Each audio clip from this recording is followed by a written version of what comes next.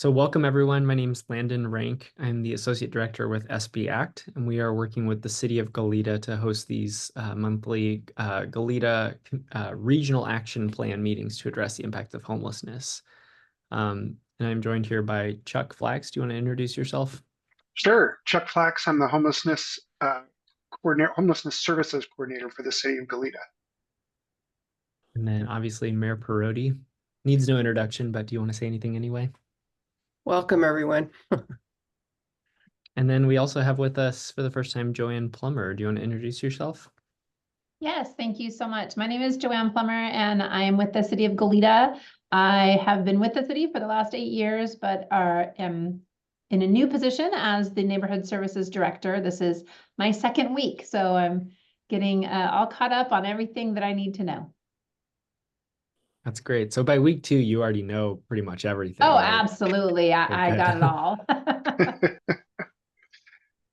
The rest of you, we'd love for you to introduce yourselves in the chat window just so we can know who's on the call with us today. And then I mentioned that we record these meetings and then we post them to SB Act's YouTube channel, and we have like a separate Goleta Rap playlist, I guess is what it's called. So if you ever miss one of these meetings, you're welcome to check that out. And something I've learned, just so people know, is that these meetings, because they're public and because SB Act is publishing them, I don't see any members of the media here today, but occasionally we'll have members of the media present, and they've used these meetings in stories. So it's just something for people to be aware of. We'll start with a couple of just general announcements. So we have these monthly meetings that are intended for hearing feedback from the community on the 4th Monday of the month at 12 p.m. So the next meeting like this will be on Monday, the 22nd of July at 12 p.m. Otherwise, we have a weekly 9 a.m. check-in meeting just with all the service providers. But the focus is more on just coordinating all the services that are being provided. The other thing, I'll come back to this ribbon cutting. The other thing I wanted to note is that the city of Goleta also participates in the South County Act on Homelessness Collaborative alongside the cities of Santa Barbara and Carpinteria, and working with the county of Santa Barbara. This is currently we have a 1-year strategic plan to address some of the kind of high impact issues related to homelessness. Specifically, we're trying to have some positive outcomes for our top 15 behavioral health individuals in South County. We're trying to increase the number of RV parking spaces for the Safe Parking program throughout South County. And then also just trying to address the way that the public perceives homelessness by doing more community education. So this is just an ongoing effort we want you to be aware of that's kind of overarching what we do in these individual meetings. As well as, I don't have it listed here, that the city of Goleta is a strong participant in our county's continuum of care, which is a larger collaborative effort that encompasses the entirety of Santa Barbara County to address homelessness. So Chuck will share a little bit more when we go to him for his presentation today, but just want to keep everyone aware of the bigger picture here of what we're all doing. So the ribbon cutting that it was on the schedule for today at 4 p.m. is for a new homelessness day center that's opening here in downtown Santa Barbara. This will be called the FARO Center, that stands for Fostering Access, Resource, Resilience, and Opportunity. And it'll be open 5 days a week, 10 a.m. to 2 p.m. for people experiencing homelessness starting tomorrow. Tomorrow's the day that it'll open its doors. And so this is a new resource. It's something that we hope will have a positive benefit for the entirety of South County, both in terms of it just gives people a place to go during the day, but also we're hoping it will streamline service providers' ability to find their clients, to meet with their clients. It gives a more dignified, confidential setting where a provider can actually meet in a private office with their client in a very accessible place. It's right near the MTD Transit Center in Santa Barbara. So just wanted to spread the word about this. Please feel free to come join us for the ribbon cutting today at 4 if you're interested. So then I think our other topics of discussion are maybe more specific in nature. So I think if it's all right, I'll go ahead and turn it to Chuck for your presentation. And if you can allow me to share, and then I'll have some things to put up too. So first of all, and I'm going to be doing this on a monthly basis, I'll be presenting data for the city of Goleta.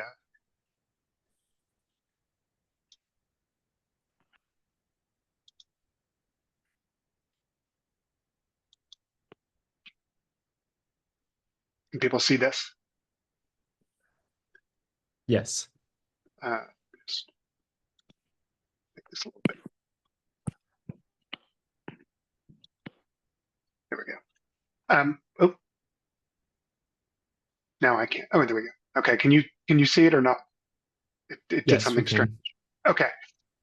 So these are the primary things that I'm going to be reporting on a regular basis.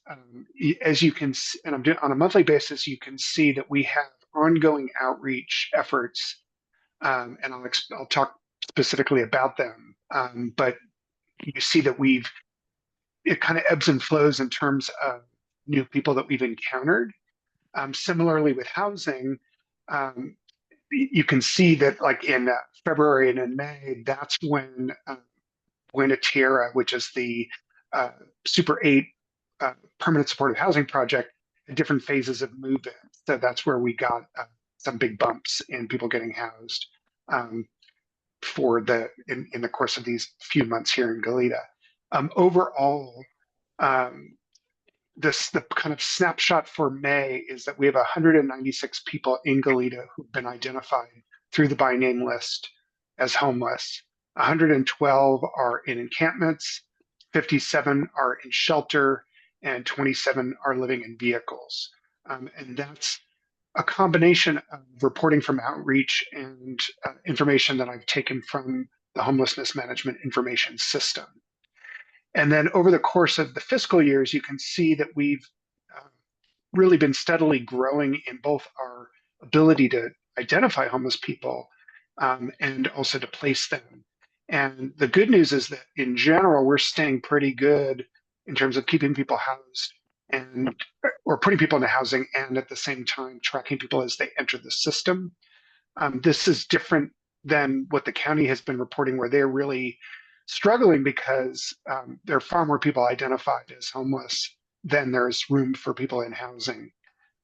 Here in Goleta, we managed to keep things pretty even, which is, as long as we can keep doing that, that's very good news.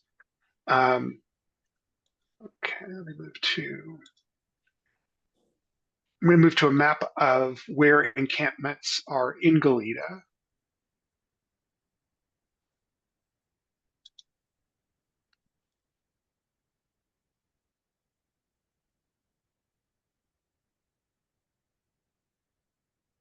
I apologize, Fulcrum's taking a moment to load here.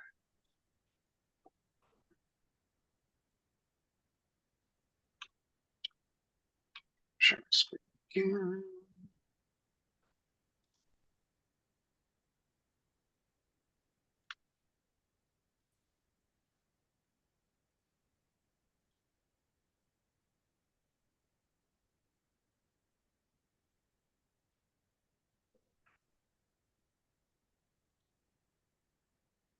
So this is a high-level overview of the city of Goleta.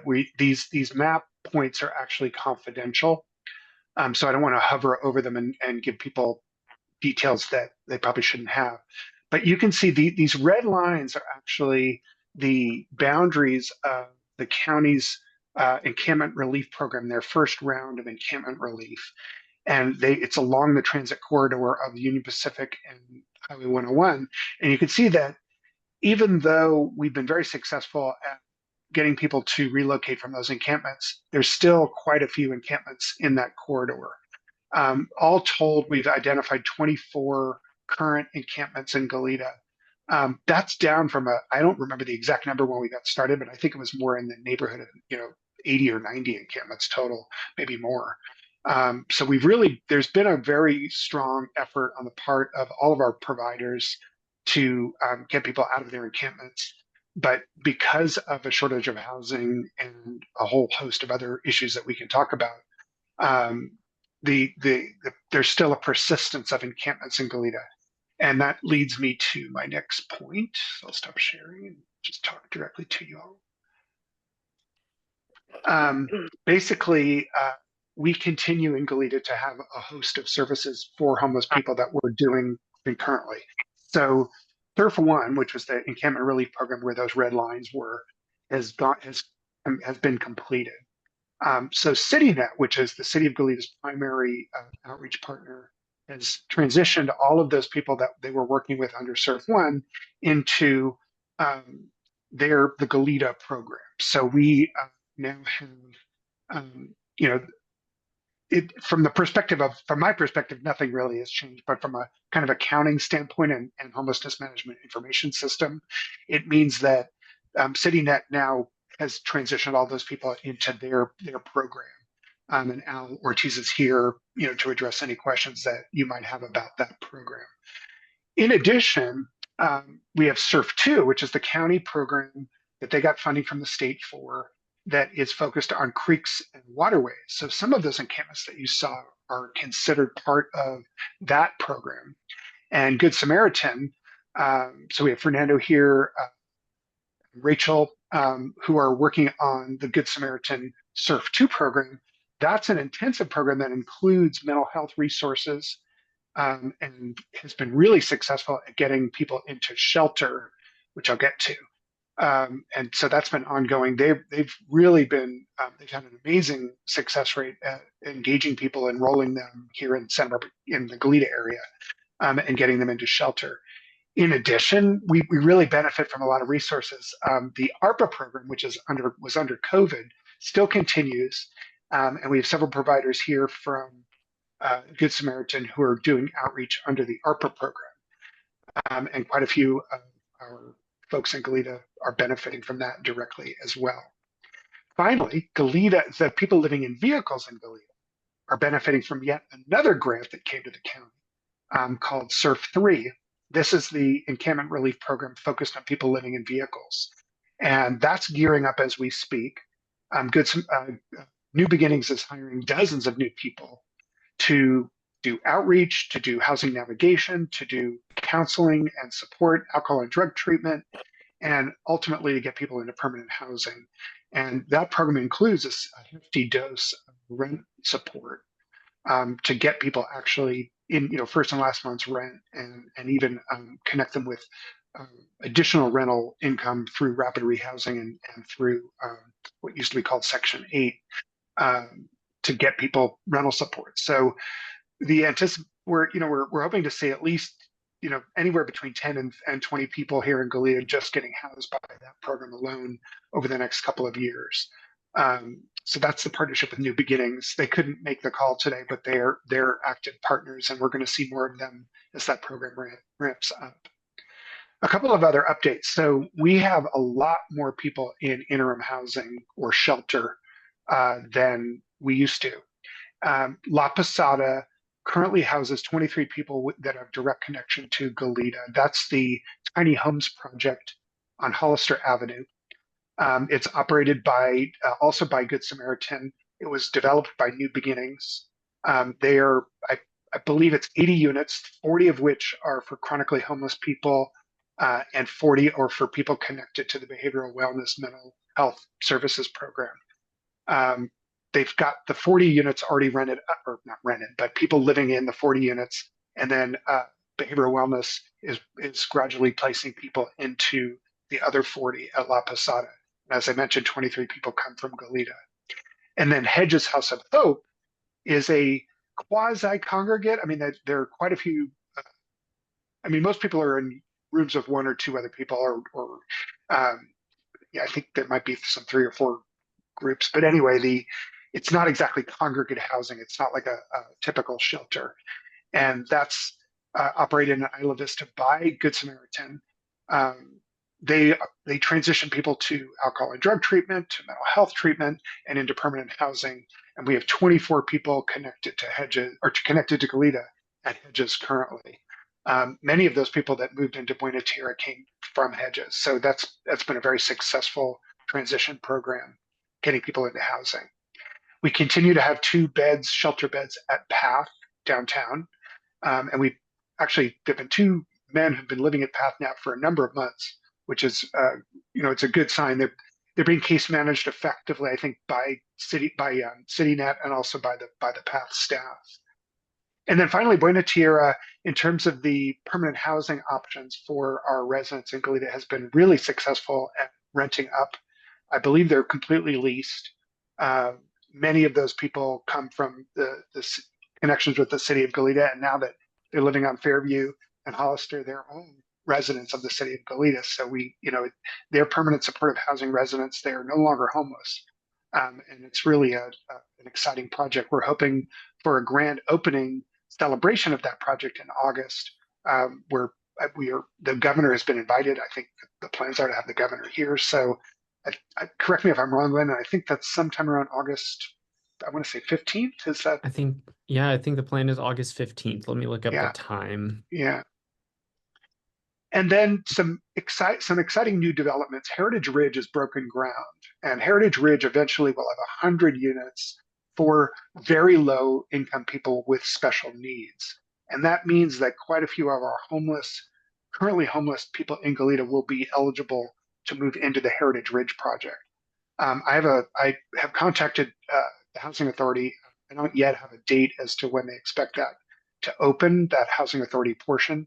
It's a 400 unit project, 300 of which are market rate units. 100 will be specifically for very low income people. And that's right here by City Hall. That's gonna be an exciting new development. And I'll keep people posted as that moves forward. And then we currently have 2 RFPs, requests for proposals, to the community. One is for a navigation program with landlords, private landlords. This is a very successful model that actually quite a few agencies in town currently do, including the housing authorities, where they place people into permanent housing in the private market, usually with some kind of rental assistance. And Goleta doesn't benefit directly. We don't have any kind of program set aside for Goleta currently. So in my budget, I'm proposing that we work with landlords directly and start to place people, who have some income, who are really ready to move into the private market, who may have a voucher, who may have other forms of rental assistance. That RFP will close in July, and I'm hoping to start that program in August with one of the vendors. And again, there are quite a few agencies in town who I hope will bid on that project. And then the last RFP that hasn't yet opened up, but it's a research RFP. Goleta is seeing a growth of people living in vehicles pretty substantially. And if you live in Goleta, you see it. My hypothesis about this is that quite a few of them are, yes, in fact, homeless. And they are working with the New Beginnings Safe Parking Program, and will be working as part of that program I mentioned before, the Encampment Relief Program, to get housed. But there's a whole other group of people who are living in vehicles in Goleta who have rejected or said, we're okay, we don't need your homeless services.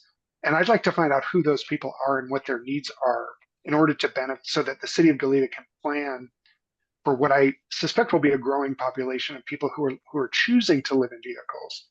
And in other parts of the region, particularly in Santa Barbara, definitely Ventura, you see quite a few folks living in vehicles, often RVs or Sprinter type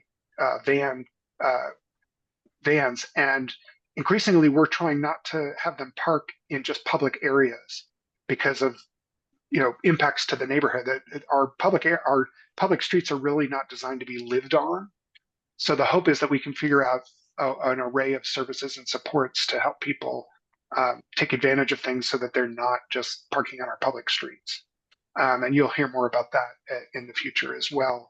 But part of our city's response to these large vehicles parking on city streets is that next week we expect to see signs going up on Pacific Oaks and on Phelps to further restrict where large vehicles can park. Most cities really try to restrict where these large vehicles can park because they represent a danger to traffic, to public safety in terms of where they dispose of their trash and their waste.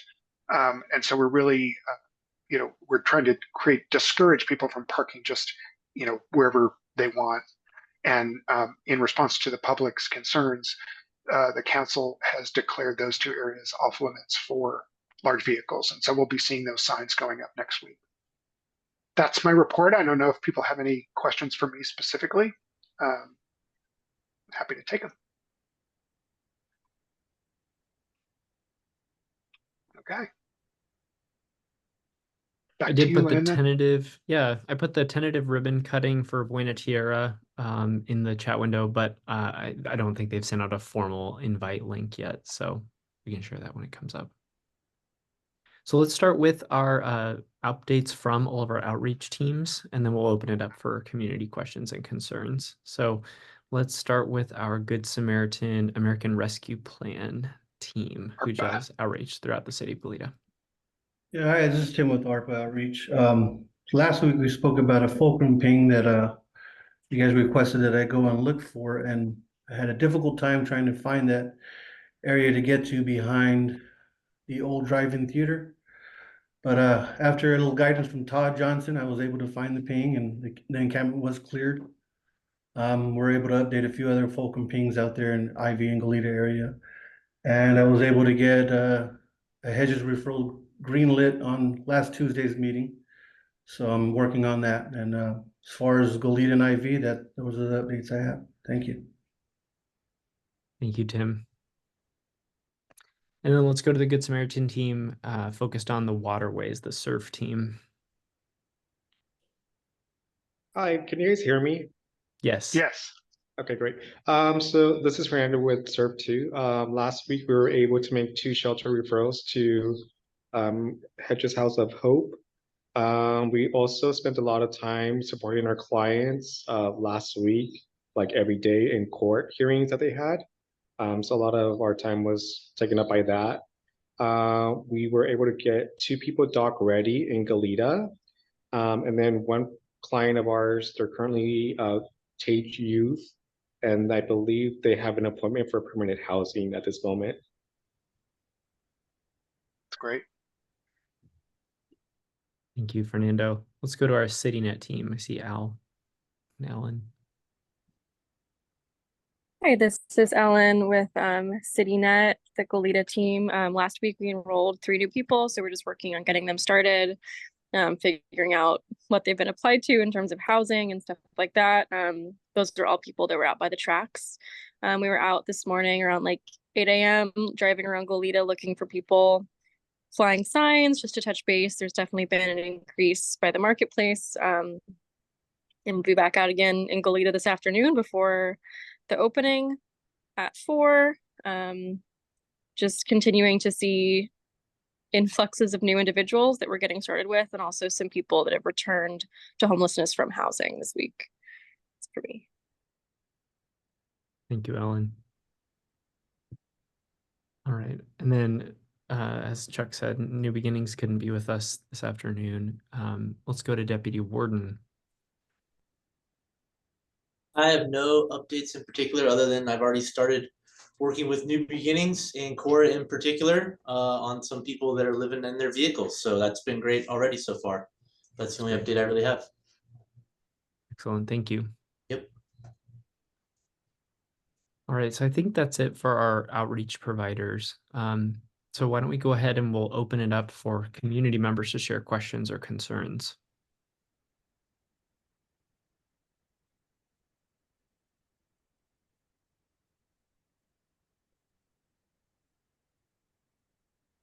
Well, I'm a community member. My name is Irene Russo. I've worked with the homeless for at least 10 years. Paula knows me. And my concern is the encampment at the end of Elwood Station Road. We have at least 20 people camped there. And I'm in constant contact with Lupe, but she keeps saying, "Oh yeah, we're gonna get there. We're gonna get there." But we've had this gigantic trash pile with a refrigerator, a TV, a door, some beds, and tons of trash and shopping carts that have been there a month. And our neighborhood has seen a high influx of rodents and rats. And Lupe did send a truck out about 2 weeks ago, a safety truck, but they never did anything. And Alistair Wynn, who owns the storage area, closed up the original path to the tracks, but now there's a big one. And Lupe keeps saying she's going to close it, but it's been open. So there's been a steady stream of people. And the concern I have is they're living in a very high fire density brush area. And I'm just concerned about their safety and the neighborhood safety.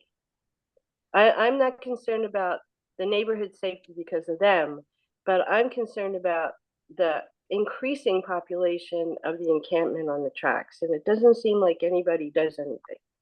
Although Lupe does say that she's going to do something. And I've been involved with the homeless since I saw a man sleeping on Elwood Station Road 10 years ago, and that was like my immediate insight. And I do the laundry for the homeless. I give food, and I'm very concerned about them. And I don't see anything happening on Elwood Station Road. Thanks, Irene. I may defer to Chuck a little bit on this, but I do know CityNet is also doing outreach in that region, so we're well aware of the large number of people out there. I don't know, Ellen, are you able to share more about what your team's been doing out there? I mean, obviously we don't do anything with the trash, but we're doing outreach there about 3 times. Sorry, you got cut off there. What you said you're doing outreach there? About 3 times a week we're out there. On the tracks on Elwood Station Road? Yes. Oh. Yeah, and so there's a couple of things going on at once, and Irene and I talked a lot, both on the phone and in email. First of all, this is not new. This has been going on for many, many years, and it used to be one of the primary concerns of the neighborhood services director even before Jaime. And over the years, the fire marshal has declared this area severely, a severe danger to the community because of the fire danger.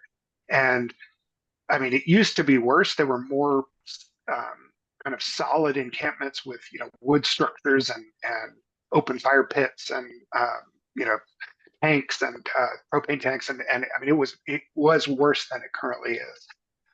That's no comfort to Irene, I know, because the problem is current and we still have it going on. Lupe, unfortunately, is one woman who seems to be responsible for this sort of concern for many, many jurisdictions across California, and I think that throughout the Northwest. It's disturbing to me that the company Union Pacific has put all of this onto one person, basically. So what is working is Lupe is very aware. She is very responsive. I encourage you, Irene, to put it in writing. They have an online reporting system, and so other people in Goleta who have had problems with people coming through their property on the tracks, I've always encouraged them to report that to Union Pacific using their online form, because then at least there's a record. I've been in constant communication with our city council with staff about this concern, but it is private property. It's Union Pacific. So, and what's particularly frustrating with them is that they're really one of the largest landowners in California. So this is a problem they have up and down the state. It's a problem they have across the region. I did talk to Salud Carvajal's office. The federal government oversees that the management and regulation of Union Pacific. And the most recent response I've gotten from Carvajal's office is that they want us to work locally with Lupe. So Lupe does assure me that they have a contractor ready. They're going to be, at some point soon, they're going to be doing repairs to the fence there on Elwood Station Road, and they are going to do the trash cleanup. So this is the official statement from Union Pacific that they are going to do it. In terms of future relations with them, I'm hoping that we can figure out a way to get a memorandum of understanding, and this is something I'm going to be working with Joanne, my supervisor, on, that historically there were relationships particularly between the city of Santa Barbara and Union Pacific, where there was an official plan for managing these encampments. And that seems to have gone by the wayside. I don't know, why we can't resurrect them. It's something that I've actually been talking with them about for 3 years, but I'm not giving up. I know, Connor, maybe you can comment just how do the sheriffs get I mean, are you sort of unofficially going out on the tracks when you hear about problems, or do you get some sort of official statement from them that it's okay to go out on the tracks? Yeah, no, so it's just unofficial. It's when It's someone like unofficial. Irene or another community member, lets us know about it, and we kind of just take it upon ourselves to go out there and see what's going on. But the unfortunate thing is since it's Union Pacific and it's private property, unless they actually ask us to do anything in regards to trespassing or camping or fire danger, we don't have the authority to do anything. So, I mean, Right. we'll just go out there and poke around as law enforcement officers. But beyond that, unless something like, a felony is occurring in our presence when we go out there, there's not much we can do. So, and they kind of, I mean, whether they know that subconsciously or they just know that, that's why those camps are there. They kind of know it's kind of a no man's land. And so those people out there in that area in particular are kind of resistive to outreach. And that's kind of where they've congregated, are the people that kind of just, they don't really like outreach. Yeah. Yeah. They don't want supervision, basically. And Yes. I've seen people lying in the street in the middle of, I have a picture of a man You have lying photos. on Elwood Station Road with his bike completely out of it. Now, if he had fallen on the tracks, he would be dead. But it just seems so crazy to me. It is crazy. There were 2 young people struck by trains just in the last couple of weeks, Yeah. up, down in Santa Barbara. So, yeah, I mean, clearly And this is something the that railroad was needs. sued. They filed a lawsuit 3 years ago against the railroad, and they've done nothing. They haven't fixed it. So the railroad. So this is an ongoing issue, Irene, and I will work with you and I'll work with the community to continue to put pressure on the different powers that be. Go ahead, Mayor Purdy. Well, I'd like to just say hi, Irene. Haven't seen you in a long time. Good to see you. I'm glad to hear that you're still actively involved. Thank you. I sit, I mean, I don't have any answers or any solutions, but I will tell you, I sit on Losan for the train services from San Diego up to San Luis Obispo, and it's as an alternate, and it's very hard for me to open any emails from them because most of the emails are what they call a strike. And a strike means they've hit a trespasser on their tracks. And I don't know what can be done about this, but it's a problem. And it's one that, they're very well aware now. Whether I don't know. I don't have all the background information, whether these are folks experiencing homelessness that are being hit by a train. Are these people, is it death by suicide by a train? Is it somebody that just like the teenager that was walking on the track, somebody that just didn't hear it? They're very fast, didn't hear it come up from behind. So I mean, I can't offer anything other than it's so heartbreaking to read these. And you're right, it's a dangerous place for them to be. It just is. And we're essentially, with our outreach efforts, there was no formal permission to allow for the outreach that we're doing. It's similar to what Connor was talking about. And so we're operating in this gray area and just doing the best we can in the short term. But I really would like to see something more formalized. Can I just say one thing? Connor, I think it was Connor that said that the railroad can't really get these guys off the tracks because there's no place for them to go. There's no warming center. There's no overnight. There's no day center in Goleta. Why is that? I mean, we've been working towards this for a long time, and Goleta needs something. So actually, Irene, we have offered. I mean, when Ellen and other outreach people on the call go out and talk to these folks, we do offer them shelter. There are opportunities, and so it's not that those resources don't exist. It's that, as kind of was saying, there's a lot of resistance from a lot of these folks. They tend to be the most independent. They tend to be the most chronically homeless. So it's a process of building trust. I mean, the history throughout the country on this kind of work, and our outreach people know it, is that it takes many, many, many, many engagements, many, many, many encounters to build that trust. and get someone to actually believe that, yeah, we can in fact help you.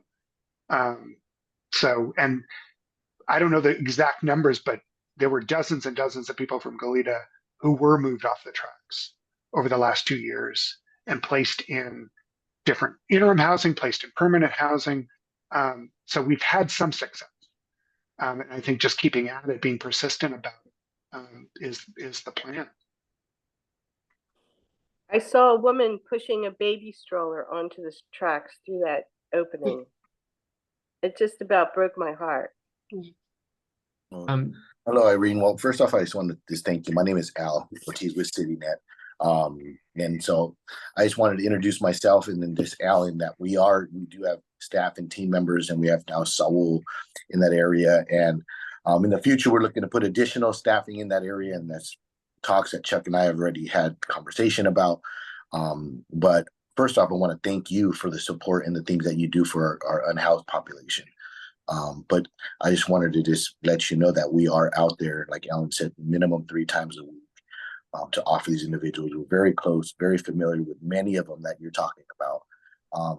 And just to reconfirm what Chuck said is that we are ahead, I feel, in many areas of the curve of what we're looking to do. And the process we have is just, first off, that outreach, connecting heart to heart with these individuals to earn that trust, to accept the support, right? From there, they start having, with La Posada, a little tiny home shelter that opened up, Buena Tierra opening up for permanent housing, that having hedges, having path. So those are all the options that we've given them that Chuck was talking about, that we now have the connection, we have the trust, we start supporting them. We've offered them shelter. Now there's a lot more shelter opening up. Now there's permanent housing that just opened up. So we get to move to open some of those beds from the shelter to put some of the individuals that are on the tracks in other areas. So we have a process. So I'm glad that you're on this call. So you can kind of understand our process, the players that we have in our village right here on this call that are all doing the work for that process. And there are moving parts that are things going on. But as we all know, the elephant in the room, kind of like the extra support, and it does help. Once we get those encampments cleared, Irene, it's kind of that tough love where they see like, hey, there's something going on. There's the feathers being ruffled, but that's when we're there.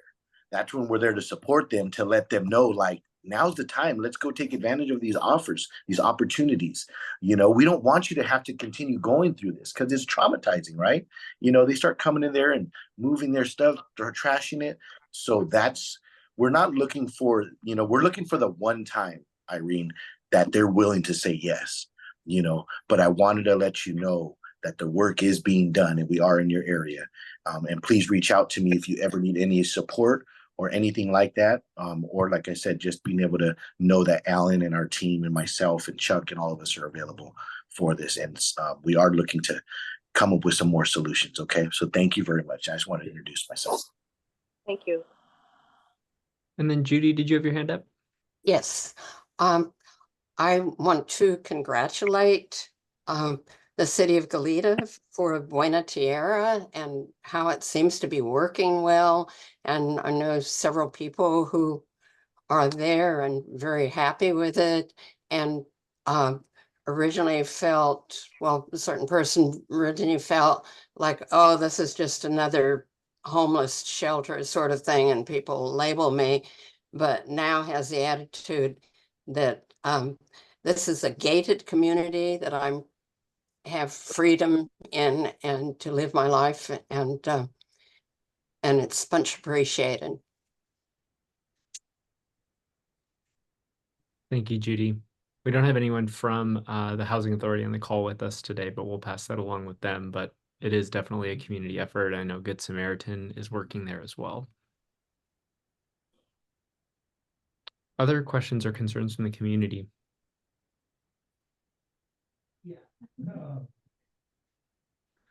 All right. Is there anything else while we're all together? Any other just general announcements for the group?